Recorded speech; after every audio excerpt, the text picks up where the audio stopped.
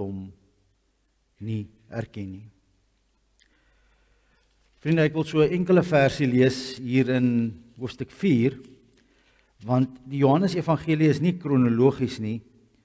Dit is 'n evangelie wat op sekere goed fokus, en ek dink Johannes het besluit om nog 'n evangelie te skryf, juis omdat hy gedink het dat die kerk is besig om sekere goed te mis, en daarom fokus gelê het op sekere goed. Nikodemus wat na Jesus toe kom in die middel van die nag en half kom vra, want hy wil nie ander moet sien dat hy weet hier's iets aan die gang en dat God besig is met iets nie. En dan die Samaritaanse vrou. By vers 23 sê Jesus vir haar, maar daar kom 'n tyd, en dit is nou, wanneer die ware aanbidders die Vader deur die Gees en in waarheid sal aanbid.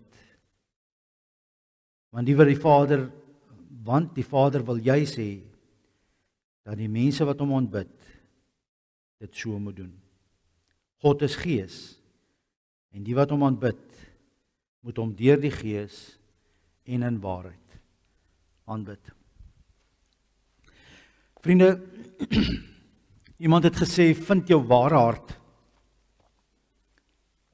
Kom werklik by jou hart uit, dit wat werklik in jou kern aan die gang is, in jou diepste menswees, dit wat werklik in jou hart aan die gang is, nie sommer die oppervlak en jou besig wees en al die goed nie. Daardie ding as mense vir jou vra, hoe gaan dit met jou? Dat jy soms moet dink, want jy weet nie mooi nie. Hoe gaan dit werklik met jou? Vind jou ware hart, en jy sal God daar kry. Vind vir God,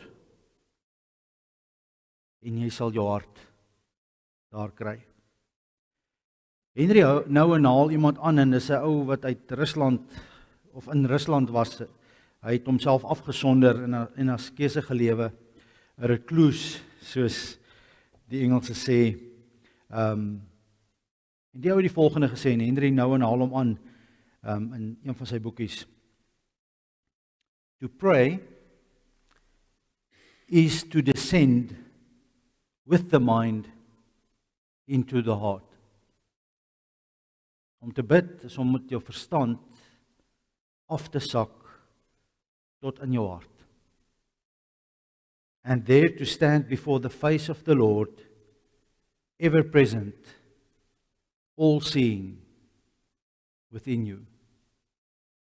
Om met jou verstand en jou volle verstand af te sak en vir God in jou hart te ontmoet. En dit strook met wat Paulus skryf. Ek het nou net daardie vers besluit om te lees nie, maar Paulus sê vir die Korinte, daar in 2 Korinte 13 vers iets, een van daardie verse, maar besef julle nie dat die Here deur sy Gees in julle harte leef nie? So vriende, om iemand te begelei om te bid, kan jy 'n klomp goed sê, maar as daardie persoon dit werklik moet begin regkry, dan gaan dit afhang van die feit of daardie persoon werklik die binnereis gaan doen. Of daardie persoon regtig, of hy net met sy verstand gaan bid. En in hierdie week, terwyl ek dit oordink het, het ek besef, maar dit is die groot issue. Dis hoekom mense nie voor ander mense wil bid nie. Dit gaan nie oor woorde of dit of dat nie. Dit gaan oor die feit dat staan jy in 'n kerk op, dan moet jy nou voor mense bid, en dan is die verstand vreeslik belangrik, want mense wil ander mense beïndruk, mense wil hom nie dink mense moet neersien op hulle nie, mense skaam, al die goed. Dis die een kant van die saak, so ons dink op 'n verstandvlak van voor mense bid. Maar tog intuïtief weet ons dat gebed is 'n hartsding. Wat nou as ek opstaan en ek begin bid werklik vanuit die hart uit, dan is ek dan vreeslik ontbloot voor hierdie mense. Want sodra gebed dieper sak, nie net 'n verstandelike reeltjie is wat ek opsê nie, dan begin bid ek uit dit wat in my hart aangaan. En dan praat ek hartsake voor ander mense. Henry Nouwen skryf verder, prayer is standing in the presence of God with the mind in the heart. Prayer is standing in the presence of God with the mind in the heart. There God's Spirit dwells, and there the great encounter takes place. There heart speaks to heart. In our heart we come to see ourselves as sinners, embraced by the mercy of God. It is this vision that makes us cry out, Lord Jesus, Son of the living God, have mercy, have pity on me. Vriende, in die 4de bede leer Jesus die disippels as hulle bid, nadat hulle die Vader aangespreek het, hulle self in die regte posisie met Vader geplaas het, om te besef, hierdie is die skepper God, ek is 'n skepsel, maar hierdie is ook my Vader, en ek is saam met Jesus kind van hierdie Vader. Nadat ons onsself en ons wêreld voor God kom oopmaak, om te sê, Vader wat in die hemel is, Vader wat oral is. Hierdie gebed is nie maar sommer net 'n paar woorde wat ons die heelal instuur nie. Hierdie is woorde wat op God se ore val, want hy is oral. Hy vul al die hemele, daarom ook die lig hier om ons, meer nog, hy leef deur sy Gees in ons harte. So nadat ons Vader aangespreek het, ons Vader wat in die hemel is, laat U naam geheilig word. Laat die wêreld en almal en oral waar U nie geëer word soos in die hemel en waar U wil nie uitgevoer word soos in die hemel nie, laat U naam weer so ter ere herstel word, maar ook in ons lewens. Laat U koninkryk kom op elke terrein van elke mens se lewe. Laat U koninkryk in elkeen van daardie terreine herstel word. Gee ook, Here, dat ek nêrens op 'n terrein van my lewe inbeweeg waar ek U by die deur wil los nie. Gee ook, Here, dat ek besef dat oral waar ek beweeg, is daar 'n reël van 2. Dat Jesus en ek stap saam en ek is in geen verhouding meer, enkeling alleen ek teenoor jou nie. Dit bestaan nie meer vir die gelowige wat in die koninkryk van God leef nie. Ons leef saam met Jesus en ek en Jesus is met jou besig. Laat die koninkryk kom. Gee ons vandag wat ons nodig het. En dan kom ons by die 4de bede. Here, hê genade op ons. Here, moenie ons sonde toereken nie. Here, kry ons asseblief jammer, hê deernis op ons, ontferm U oor ons. Moet tog nie teenoor ons optree soos ons dade verdien nie. Moet asseblief nie ons sondes teen ons bly hou nie. Vriende, ek het daaroor begin dink, toe ek oor hierdie bede begin lees.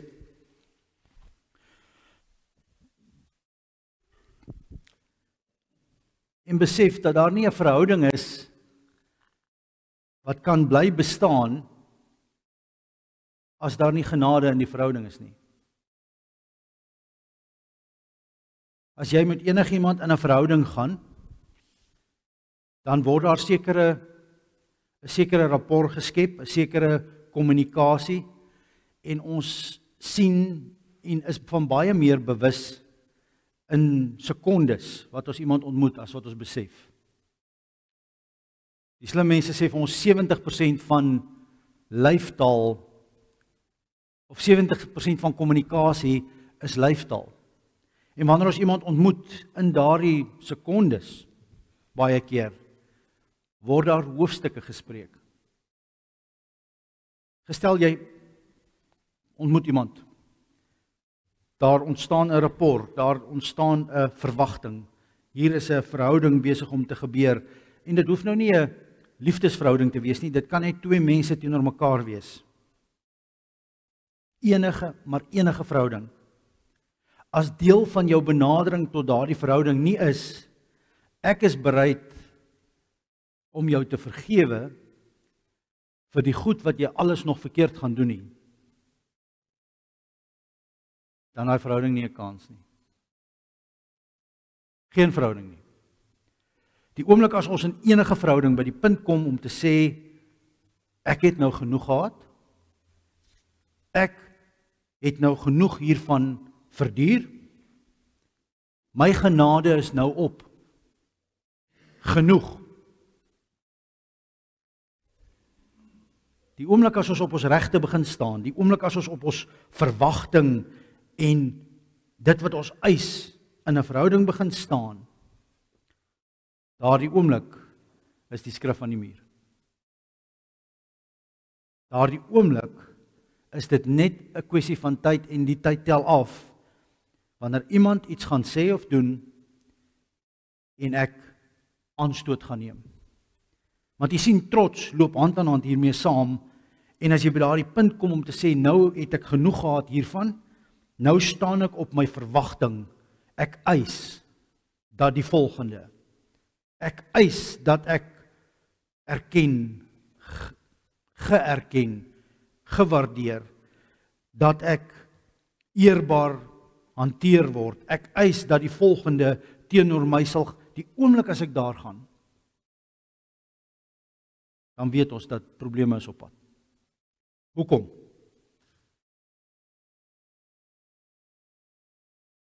Want die mens is sondig. Ons hele bestaan, ons hele wese is 'n pad van foute maak. Daar is nie een mens op hierdie aarde wat dit nie doen nie. In Jeremia 17 is daar 'n kosbare vers. Jeremia 17 is een van daai hoofstukke wat ek elke kort maar weer gaan lees. En ek het dit al vir 'n paar keer gelees, want ek het dit al by boeredae gelees. Ek het dit al by gebedsgeleenthede gelees. Dis daardie hoofstuk wat sê, vervloek is die mens wat nie meer op God vertrou nie, maar sy vertroue in mense stel. Hy sal soos 'n bossie in 'n droë woestyn wees, wat nie die goeie sal sien wanneer dit na hom toe sal kom nie. Maar geseënd is die een wat op die Here sy vertroue stel. En dan kom hy by die volgende vers. Die hart is bedriegliker as enigiets anders. Hy is ongeneeslik. Wie kan hom verstaan? Hierdie is deel van die wysheidsliteratuur.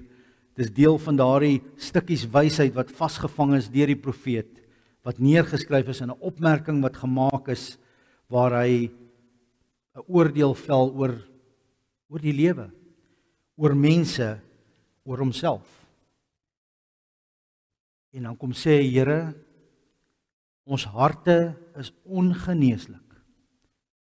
Ons is gebroke mense.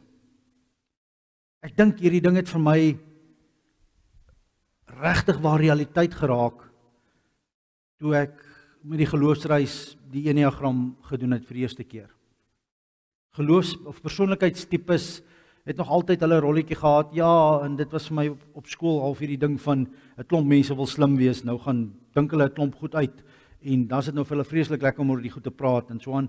So dit het my baie keer geïrriteer. Op universiteit moes ons Myers-Briggs gedoen het en Myers-Briggs verduidelik bietjie meer, so ek het al bietjie geïnteresseerd geraak in van dit om te sien, maar daar is sekere tendense by mense en daar's 'n kombinasie van goed. Jy is of judging of jy's perceiving. Party mense is een van die twee. En so maak dit 'n kombinasie van 'n klompie goed. Maar al daai goed is staties. Dit verduidelik net 'n resepie en ons lag lekker daaroor. Vriende van my het in Dandie 'n ding gedoen met klere. Daar's 4 verskillende klere en mense word onder dit ingedeel en maar toe ek die Enneagram gaan doen, was dit 'n geloofservaring. Hoekom? Want die Enneagram is 4000 jaar oud. Hy het na die mens gaan kyk op 'n eerlike manier. En die Enneagram verduidelik dat elke mens het 'n kern sonde. Jou hele persoonlikheid is gebou rondom daai kern sonde. Maar dan moet ons sonde 'n bietjie afstof en 'n bietjie anders inkleer, want dis nie soos ons gereformeerdes na sonde kyk, wat hier moet hierdie sonde gedagte omgegaan word nie. Dis vanuit 'n bloot menslike, erkentlike, sagmoedige plek, waar dit beskryf word as jou passion. Elke mens het 'n sentrale passie. En as jy na daai ding gaan kyk, dan besef jy, maar dis 'n sonde. Vir een is dit trots. Vir die ander een is dit om veilig te wees. Hoe kan dit 'n sonde wees? Want as jy so bang is, dat jy op niks en niemand anders kan vertrou nie, en jy moet net heeltyd by mekaar maak, en reserves by mekaar sit, vir al die gevare van die lewe, hoe beskerm jy jouself teen sekere goed? Jy kan nie. Maar as jou hele lewe begin draai rondom, maar ek moet genoeg in 'n storie hê, vir as dit tref, as 'n tsunami ons tref, moet ek jy sien die krampagtigheid, jy sien die sonde wat daarin begin figureer, daar's geen vertroue in die Here nie. Daar's glad nie van, Vader gee ons vandag ons daaglikse brood, en ek bid dit môre weer nie, ek wil vandag, môre, volgende jaar, en oor 10 jaar, en tot ek doodgaan se brood hê asseblief, want ek is so bang ek hardloop uit. Daar's 'n sonde daar binne. Vir 'n ander een is dit dat hulle nooit genoeg kan kry van iets nie. Hoe kan dit 'n sonde wees? 1 whisky is goed, maar 9 is beter. Dit raak vinnig 'n moeilikheid. Maar vriende, toe ek na die persoonlikheidstipes begin kyk, en ek begin sien myself raak in van die goed, toe besef ek, maar nou verstaan ek nie meer nie. Want ons word geleer, jy moet 'n soet seentjie wees, en jy moet 'n soet dogtertjie wees, en jy mag nie sonde doen nie, en jy mag nie dit doen nie, en mag nie dat doen nie. Maar as hierdie ding waar is, as die Here 'n persoonlikheidstipe in gedagte gehad het, toe hy my geskep het, en nou is dit mos baie keer net nie toeval nie, dat hierdie kleinkind goed doen presies soos oupa dit gedoen het. Dat hierdie kleinkind nooit sy oupa geken het nie, maar die volgende oomblik daar begin lag die tannies en die oomsie onder mekaar. En dan vra jy hoekom? Het julle gesien wat hy nou gedoen het? Het julle gesien hoe hy gesit het? Het julle gesien hoe hy daar gemaak het? Het julle gesien dit? Hoekom? Dis presies wat pa gemaak het. Op die presiese manier. Gaan nog verder. Temperament. Al daai goede is nog in geslagte oorerflik ook.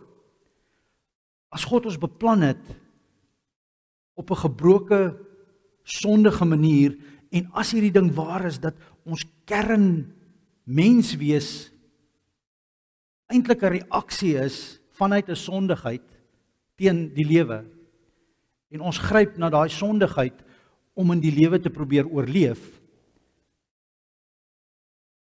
dan maak die Bybel nie meer vir my sin soos ek hom geleer het nie.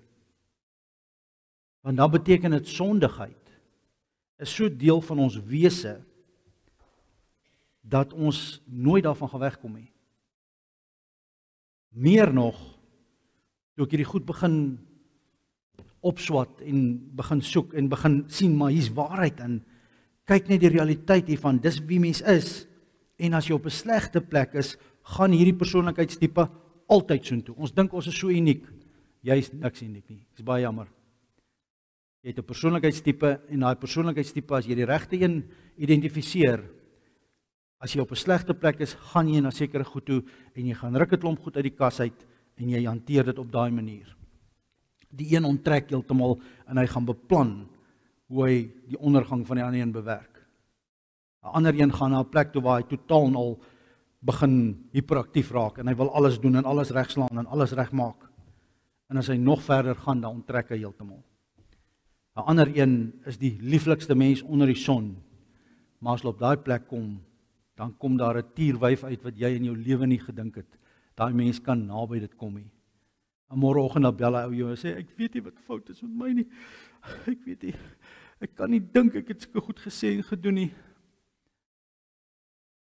Punt is net, mense, die Here het ons sonde geskep. En ons het nodig om daai sonde te embrace. Ons het nodig om by 'n punt te kom om te erken, Here, ek is in my wese aan sonde verweef. Is miskien die beste woord. En dan na God toe te gaan en te sê, Here, hoe maak ons nou? Hoe maak ons nou? Want hier is my kernsonde en ek doen dit altyd. Hier is my kernsonde, op goeie tye dan is daar vrug, maar op slegte tye gaan ek na daai plek toe.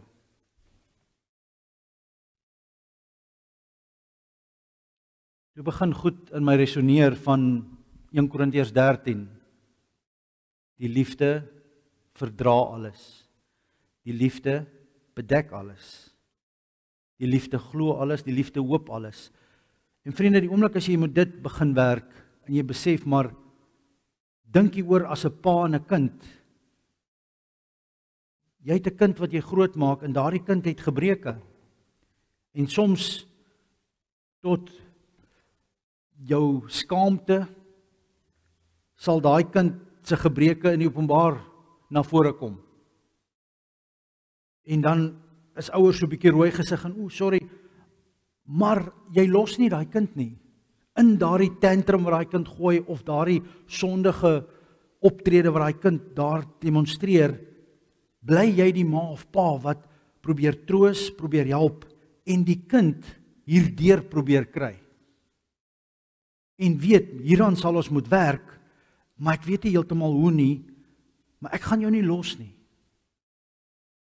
In 'n sekere sin verduidelik dit ons hele lewens saam met die Here. Wanneer Jesus met ons besig is, sien hy ons gebroke. Hy sien ons gebreke, hy sien waaraan nog gewerk moet word. So wanneer ons in die 4de bede na hom toe kom, Vader, vergeef ons sondes soos ons die vergewe wat teenoor ons oortree het. Dan kom vra ons vir die Here, Here, moet asseblief nooit ophou om genade met my te hê nie. Here, ek kom vra vir die 100ste, 1000ste keer vir hierdie ding vergifnis. Lei vir my. Hoor jy ook dat ons nie bid, Here, vergewe my, maar vat die straf of die gevolge van die sonde weg nie.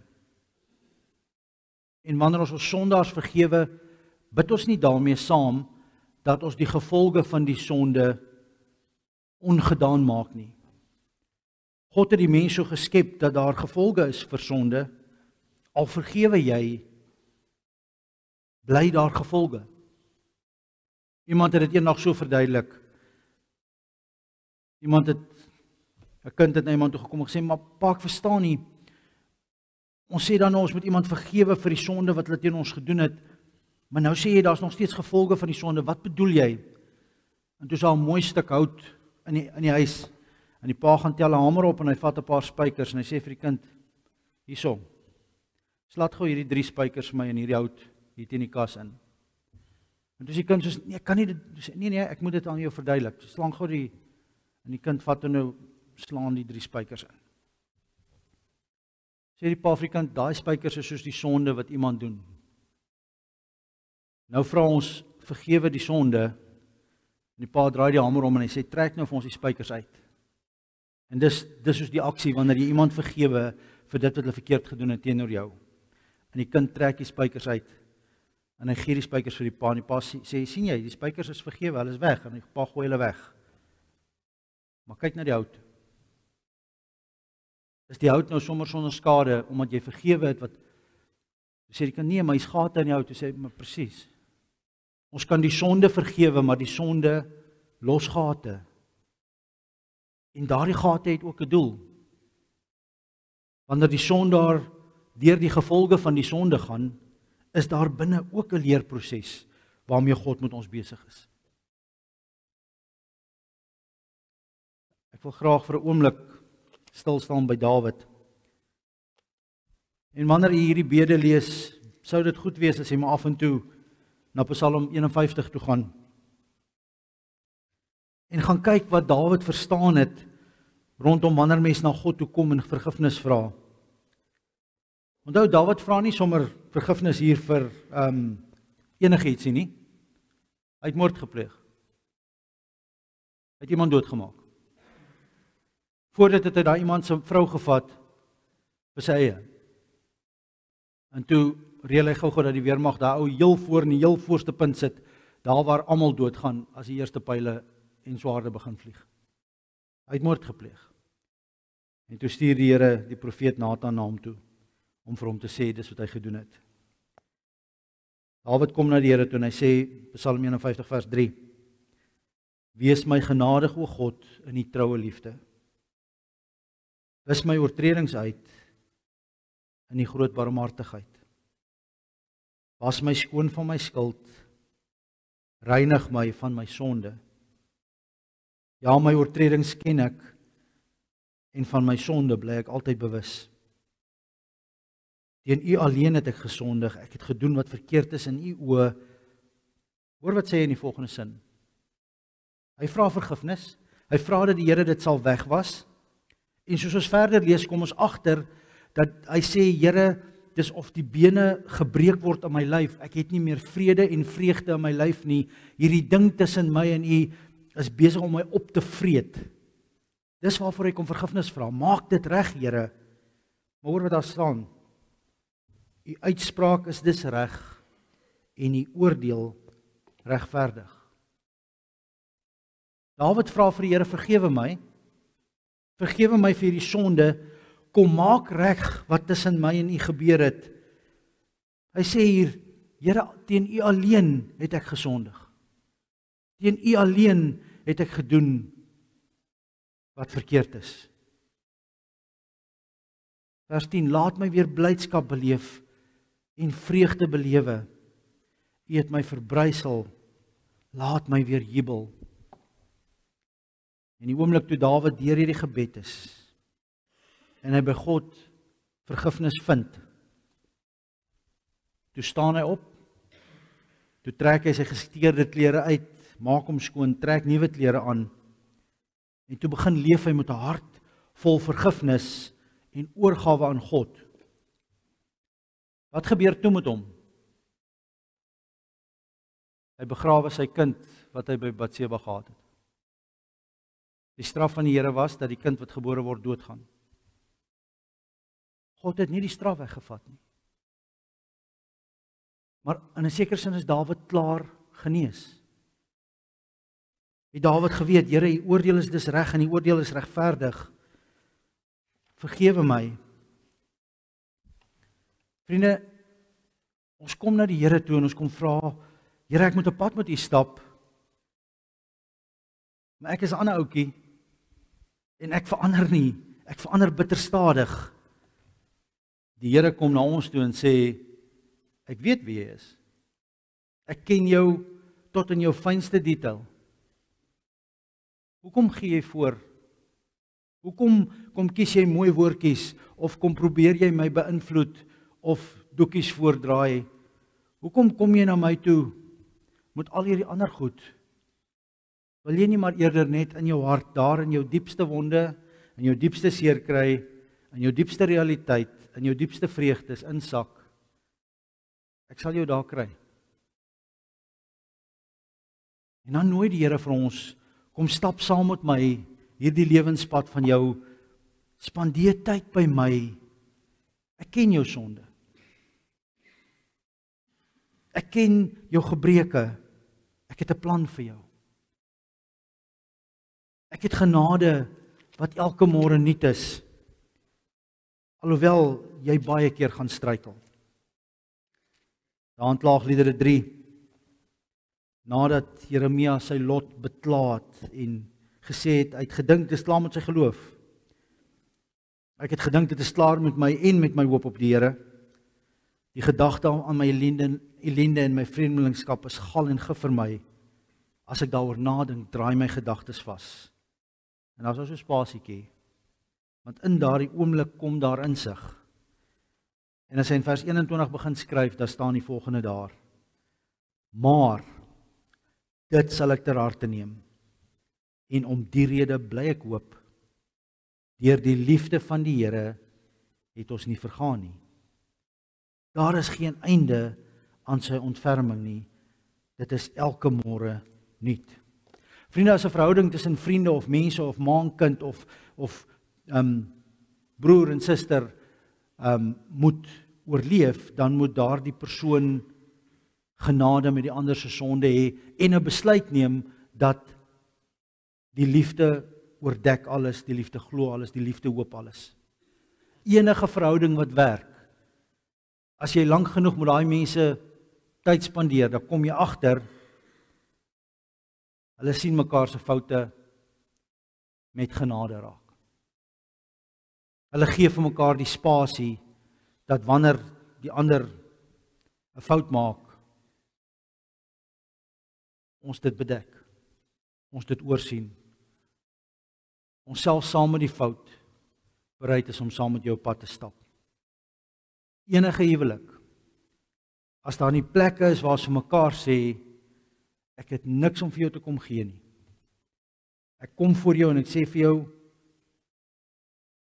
dis my gebrokenheid hierdie, dis my sondigheid, en ek sal graag vir jou wil kom sê, ek sal hierdie ding nooit ooit weer doen of sê nie. Ek kan nie, want ek ken myself en ek weet ek gaan heel moontlik iewers in 'n situasie weer daarby uitkom. So al wat ek vir jou kan vra is, vergewe my. Die oomblik as dit in die huwelik stop, as een van die twee partye sê, ek is nie meer bereid nie, jy het my te seer gemaak, dan is hy huwelik verby.